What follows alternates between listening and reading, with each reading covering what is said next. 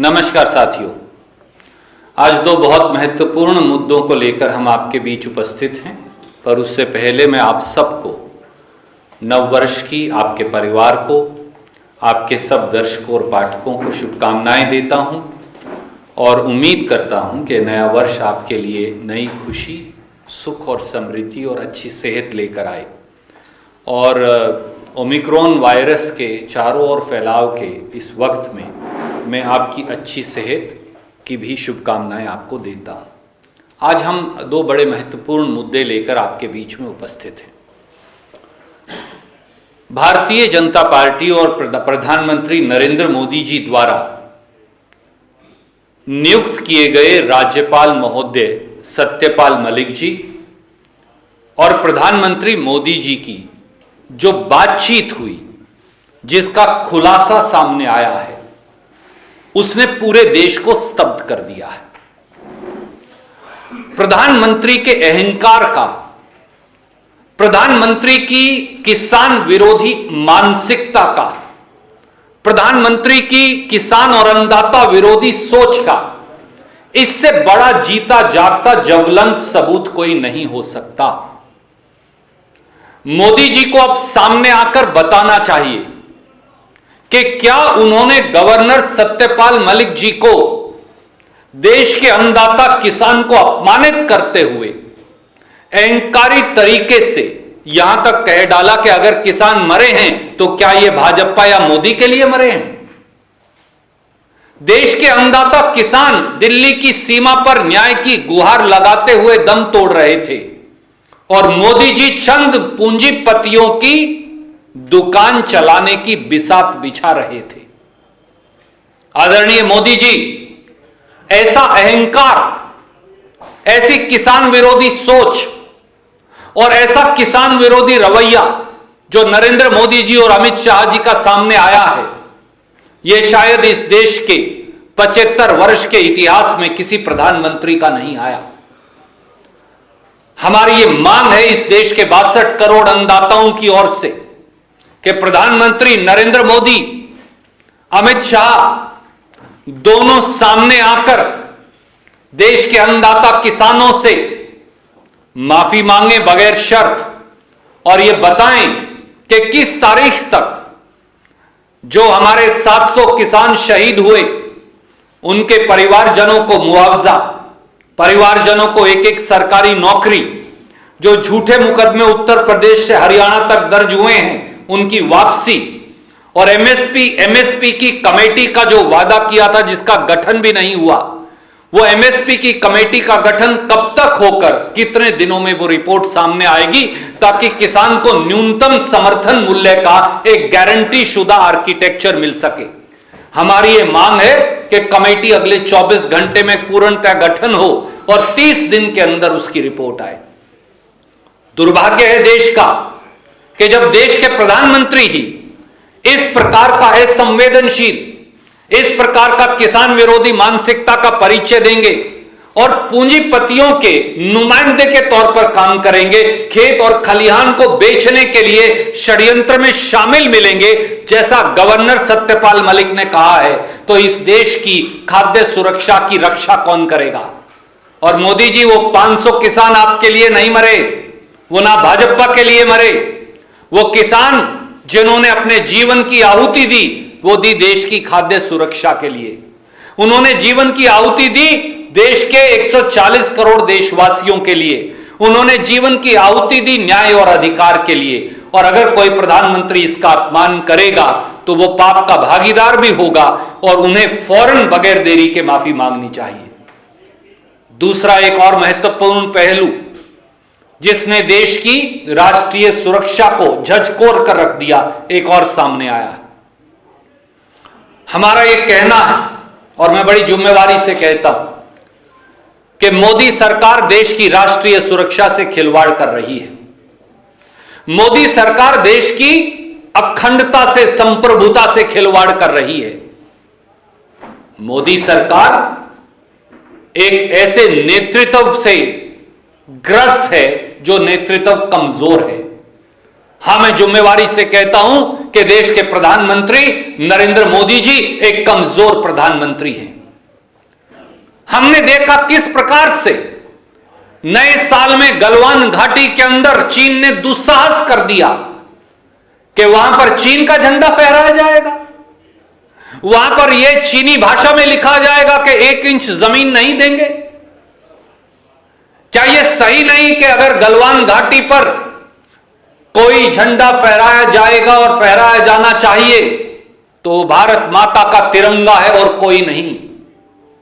चीन ने दुस्साहस से डेप्सांग प्लेन्स में वाई जंक्शन तक कब्जा कर रखा है। चीन ने दुस्साहस से भारत की सरजमी पर गोगरा और हॉट स्प्रिंग्स में कब्जा कर रखा है। चीन ने दुस्साहस से अरुणाचल में हमारी सरजमी पर एक गांव बसा रखा है।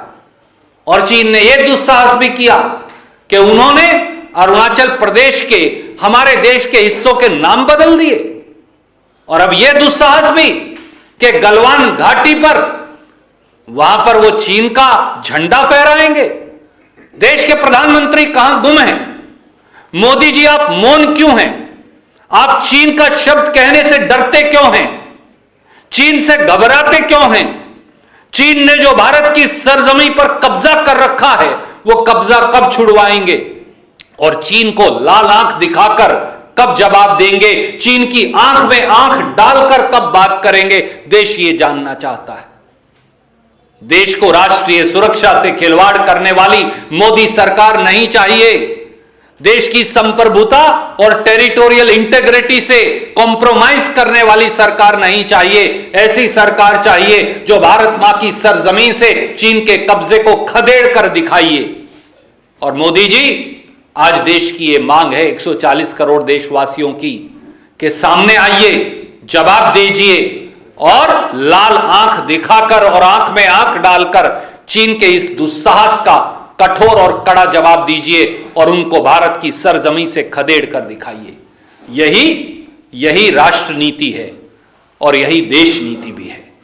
बहुत संक्षिप्त में मैं अंग्रेजी में इन दोनों विषयों पर आपसे कहना चाहूंगा। The entire nation was stunned and shocked with the text of conversation between BJP appointed Governor Shri Satyapal Malik and Prime Minister Shri Narendra Modi on the farmers' agitation. The real face of Prime Minister Modi, the anti-farmer face of Prime Minister Modi, the insensitive face of Prime Minister Modi, the face of Bharatiya Janata Party and Modi government, which actually truly only works for crony captives friends and to the peril and prejudice of India's 62 crore farmers and farm laborers, now stands exposed. Never in the history of this country has a Prime Minister dared to say about India's toiling farmers and farm laborers, so what? If 500 farmers have died, they have not died for Modi or BJP. Mr. Prime Minister, is this the language that the person holding the highest public office and elected by the farmers and farm laborers uses for them? Those farmers didn't die for BJP. They did not die for Prime Minister Modi. They died to protect the food security of this country. They died so that justice could be done with 62 crore farmers and farm laborers. And to dishonor their memory by none less than the Prime Minister himself is actually most regrettable and condemnable. If Governor Satyapal Malik is lying, please sack Governor Satyapal Malik today and register an FIR against him. And if he is not lying, then Prime Minister Modi must come forward. Amit Shah ji must come forward and apologize to India's toiling farmers and farm laborers. Otherwise, they will never pardon you.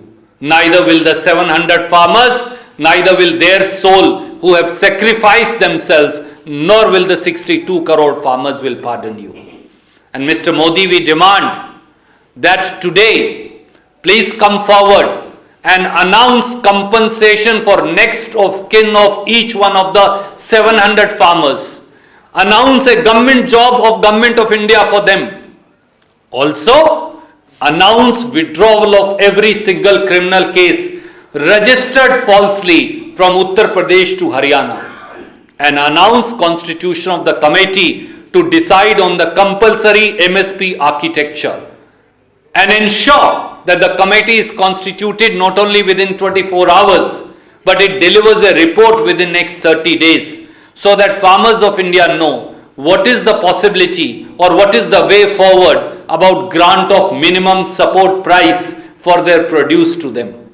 This is least that is expected of the Prime Minister.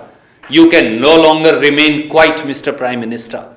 You can no longer remain mum. Otherwise, it would be proven that Prime Minister of India, Shri Narendra Modi, and his government only works for handful of crony capitalists and actually is arrogant and insensitive and intemperate vis-a-vis the demands of the toiling farmers and farm laborers of this country, and they will then not pardon you. There is a second important issue, my friends, and that issue relates to national security and territorial integrity of India. With a sense of responsibility, I must say today, Modi government has compromised national security. With a sense of pain, I must say that Modi government has compromised India's territorial integrity. With a sense of dismay, I must say that we have a weak-kneed Prime Minister in Prime Minister Narendra Modi. Why are you not rising up to the gauntlet that China throws at us, Delhi? Mr. Prime Minister, the entire country and the world saw as to how the Chinese unfurled the Chinese flag in Galwan Valley and wrote in Chinese language that they will not give an inch of land back. How dare China? How dare China raise the Chinese flag over Galwan Valley where only the Indian tricolor can be flown, unfurled, proudly? How dare China continue to occupy Indian territory in Depsang Plains up to Y Junction and our Prime Minister remains mum?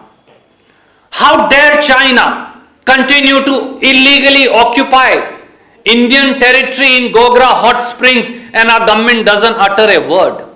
How dare China occupy and set up a village in our territory in Arunachal Pradesh and we remain quiet about it? How dare China dare to rename 26, 27 places in the state of Arunachal Pradesh, which is an integral part of our motherland India? And why is Prime Minister mum? Why is Prime Minister quiet and silent? Why is Defence Minister not uttering a word? It is the bounden duty of our government and Prime Minister Shri Narendra Modi to ensure that Chinese transgression into India's territory is defeated decisively. To use your own words, Mr. Prime Minister, please show red eyes to China. Please look into their eyes and ensure that the Chinese transgression are decisively defeated. The constitutional duty, the moral duty, the legal duty, the ethical duty is upon you. So do not be scared. Please show to the world that India can not only defend itself, we can throw out those who dare to occupy our territory. That is Rajgharma. Any questions, you are welcome to ask. Satpal Malik को लेकर सवाल है, क्योंकि अभी तक प्रधानमंत्री मोदी के खिलाफ न तो उनकी सरकार में कोई बोलता है, न पार्टी में कोई समूह बोलता है। पहली बार कोई शख्स उनके खिलाफ बोल रहा है, वो भी संवैधानिक पद पर बैठा हुआ। इसको किस तरह से लेते हैं, आपका क्या इशारा है? आदरणीय मित्र, सच्चाई बयान कर रहे हैं मोदी जी के खुद के राज्यपाल। जैसा मैंने कहा, राज्यपाल सत्यपाल मलिक जी अगर ये सामने आकर कह रहे हैं कि मोदी अहंकारी हैं, मोदी जी ने ये कहा कि 500 किसान मरे तो मरे क्या, वो बीजेपी या मोदी के लिए मरे हैं। अगर मोदी जी ने अपने ही राज्यपाल को यह कहा कि किसानों की मांग को वो मानने को तैयार नहीं, अगर मोदी जी ने अपने ही गवर्नर सत्यपाल मलिक जी को यह कहा कि वो किसानों की जायज मांगों के प्रति संवेदनशील ही नहीं, तो क्या यह नहीं दिखाता कि देश के प्रधानमंत्री का चेहरा ही किसान विरोधी है, उनकी सोच और मानसिकता ही किसान विरोधी है, उनका रास्ता ही किसान विरोधी है? क्योंकि मोदी सरकार सिक्कों की खनकों में अंधे होकर चंद पूंजीपतियों के लिए काम कर रही है, देश के 62 करोड़ अन्नदाताओं के लिए नहीं। इसीलिए मैंने कहा, हम चैलेंज करते हैं, चुनौती देते हैं प्रधानमंत्री जी और मोदी सरकार को, अगर गवर्नर सतपाल मलिक गलत कह रहे हैं तो उन्हें बर्खास्त करिए, और अगर वो सही कह रहे हैं तो प्रधानमंत्री और अमित शाह जी का किसान विरोधी, मजदूर विरोधी, खेत मजदूर विरोधी चेहरा देश के सामने है। प्रधानमंत्री को सामने आकर माफी मांगनी चाहिए। इसी का एक दूसरा पहलू भी है जिसमें अमित शाह के बारे में कह रहे हैं उन्होंने पीएम के लिए क्या कुछ पहलू के बारे में जो सतपाल मलिक जी, प्रधानमंत्री मोदी जी और सतपाल मलिक जी और अमित शाह जी की बातचीत जो सार्वजनिक तौर पर उन्होंने आकर बताई है, वो ये दिखाता है कि ये सरकार किस प्रकार से तानाशाही तरीके से सिक्कों की खनक में अंधी होकर कुछ चुने हुए उद्योगपतियों की दासी बनकर काम कर रही है। देश के लिए नहीं, चंद उद्योगपतियों के लिए ये सरकार है, उन्हीं के द्वारा निर्मित सरकार है और उन्हीं के लिए काम कर रही है, और देशवासियों का खून चूसने वाली सरकार है। जिस प्रकार का विरोधाभास एक राज्यपाल, एक गृह मंत्री और प्रधानमंत्री के अंदर भी नजर आया, जिस प्रकार का अहंकार और जिस प्रकार की अपमानजनक शब्दावली देश के अन्नदाता के लिए सामने आई, ये दर्शाता है कि अब इस सरकार को चलता करने के अलावा और प्रधानमंत्री को उनकी गद्दी पर शायद अब बने रहने का अधिकार नहीं रहा। इस सरकार को चलता करने के अलावा अब कोई रास्ता नहीं बचा।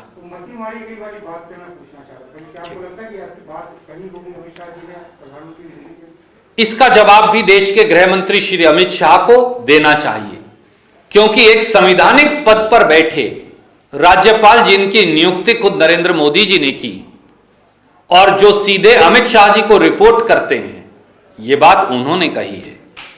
अगर देश के गृह मंत्री ये मानते हैं कि प्रधानमंत्री की अकल मारी गई है, तो क्या यह नहीं बताता कि इस देश की सरकार में कितना विरोधाभास भी है और क्या कुछ गलत है?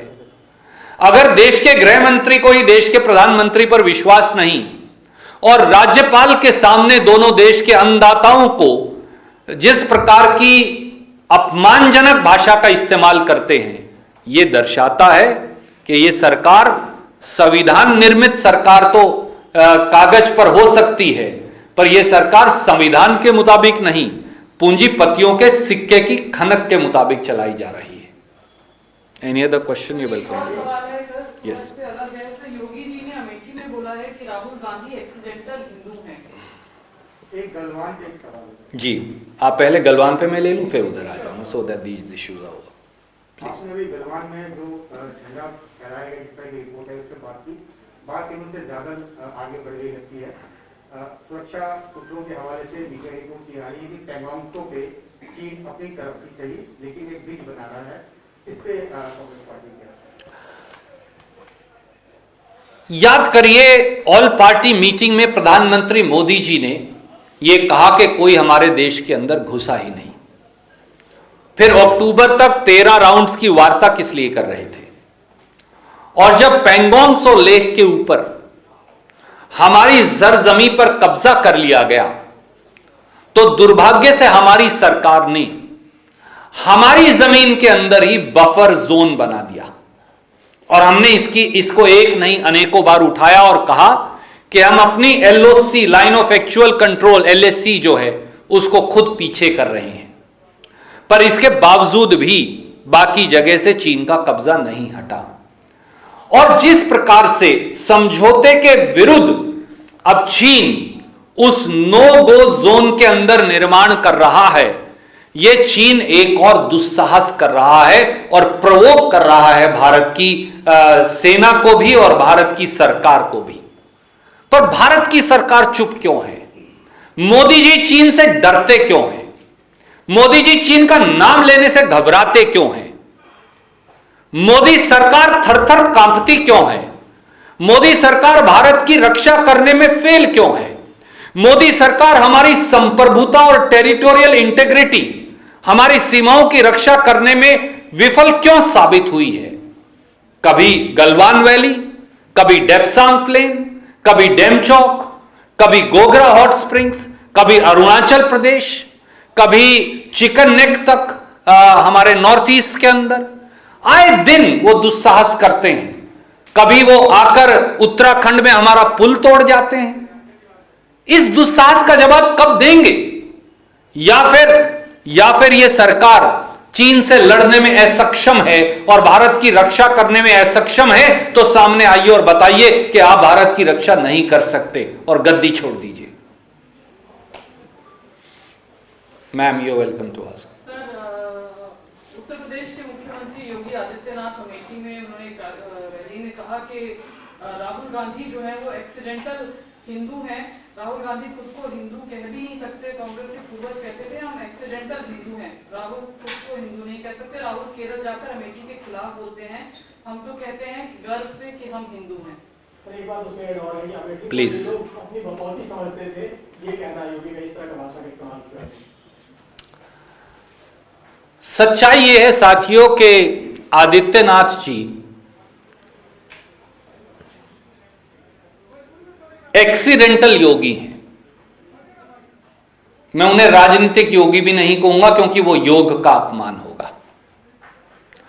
वो उस भगवे का अपमान कर रहे हैं जो भगवा हमारे साधु संत धारण करते आए हैं। केसरिया रंग जो पहला रंग है हमारे देश के झंडे का, उत्तर प्रदेश के प्रधानमंत्री उसका भी अपमान कर रहे हैं। एक कहावत है पुरानी उत्तरी भारत की कि जब कुछ नहीं आए, उसका सारांश यह है कि जब कुछ ना आए तो ऊल जलूल बातें करके लोगों का ध्यान भटकाओ। आदित्यनाथ ये नहीं बताएंगे कि उन्होंने 5 वर्षों में उत्तर प्रदेश में किया क्या, क्योंकि उत्तर प्रदेश तो सबसे बड़ा अपराध प्रदेश उन्होंने बना दिया। आदित्यनाथ ये नहीं बताएंगे कि उन्होंने उत्तर प्रदेश में कितनी नौकरियां दी, कितने नए पुल बनाए, कितनी नई सड़कें बनाई, कितने उन्होंने नए तरक्की के अस्पताल बनाए, कितने नए स्कूल या कॉलेजेस या विश्वविद्यालय बनाए, क्योंकि उनको वो बताने को नहीं। इसलिए वो हिंदू और मुसलमान के आधार पर विभाजन कर एक बार फिर अपनी चुनावी गोटियां फिट करने में लगे हैं। आदित्यनाथ जी, अगर आपको उस भगवे के आचरण की रत्ती भर भी ज्ञान होता तो आप ये बता सकते और समझ सकते और आत्मसात कर पाते कि हिंदू वो है जो प्रेम का आचरण करता है, हिंदू वो है जो सहनशीलता है, हिंदू अपनत्व है, हिंदू अपनापन है, हिंदू भाईचारा है, हिंदू सदाचार है। इसीलिए हिंदू धर्म सनातन है। हिंदू धर्म तो वो है जो दूसरे धर्मों का भी आदर करता है। हिंदू धर्म नफरत नहीं फैलाता। वो आदित्यनाथ जी का आचरण तो हो सकता है, पर यह कहकर ना भगवे का अपमान करिए, ना इस देश की गंगा जमनी तहजीब का। धन्यवाद।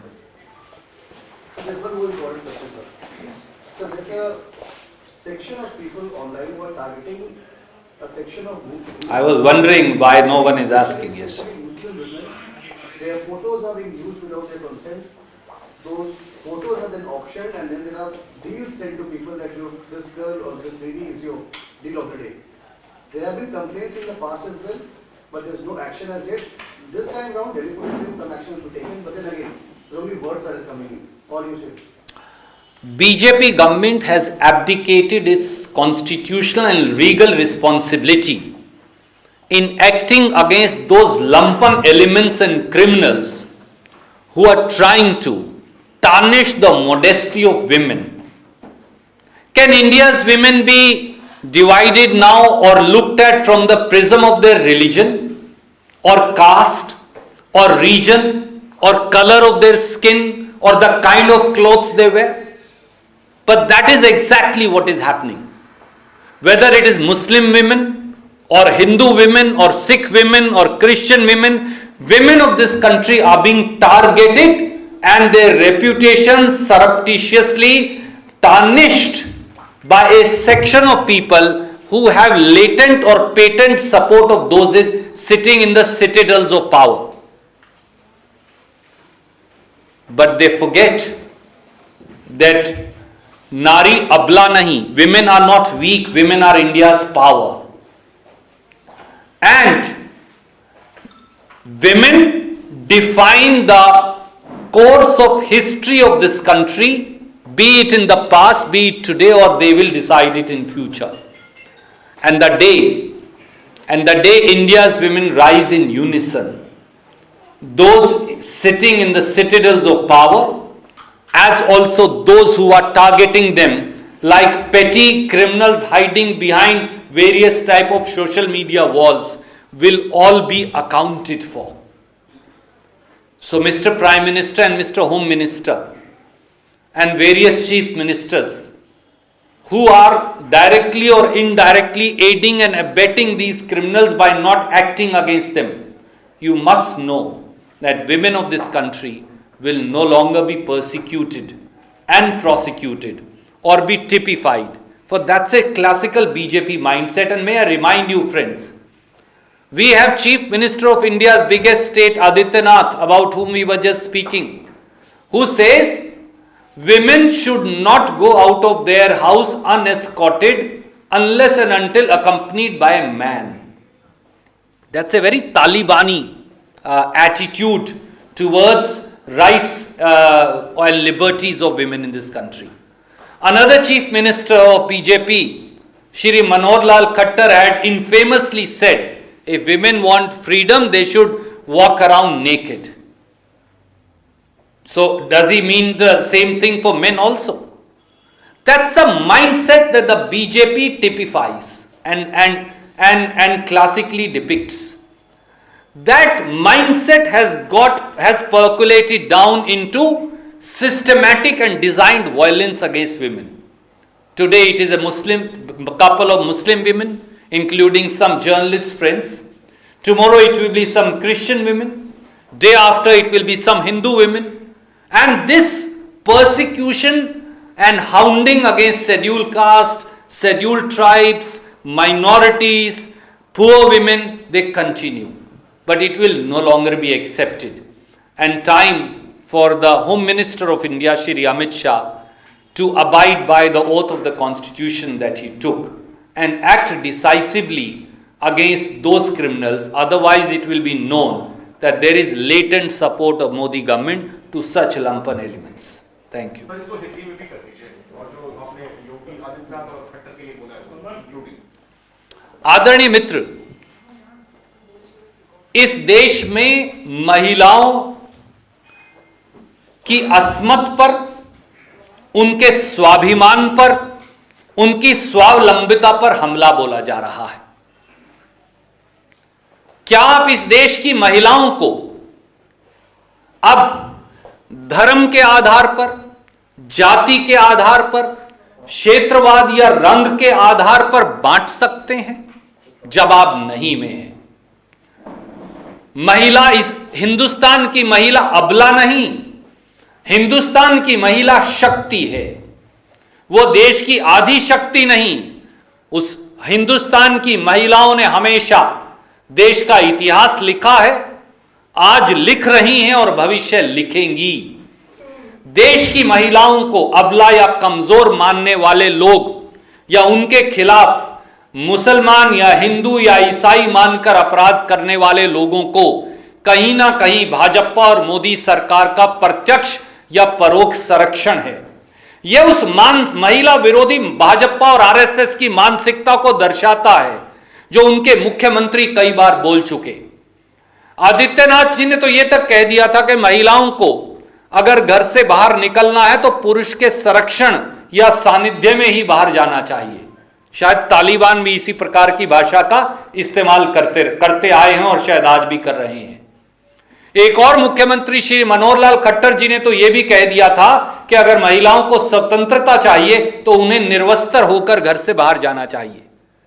जब चुने हुए प्रतिनिधि सबसे बड़े प्रदेशों के बीजेपी के मुख्यमंत्री इस भाषा का इस्तेमाल करेंगे तो स्वाभाविक तौर से महिलाओं के खिलाफ अपराध बढ़ेंगे, क्योंकि वो सारी मानसिकता फिर नीचे तक जाएगी और उन लोगों को प्रत्यक्ष और परोक्ष तौर से सरकार में बैठे सफेद पोशों का संरक्षण मिलेगा।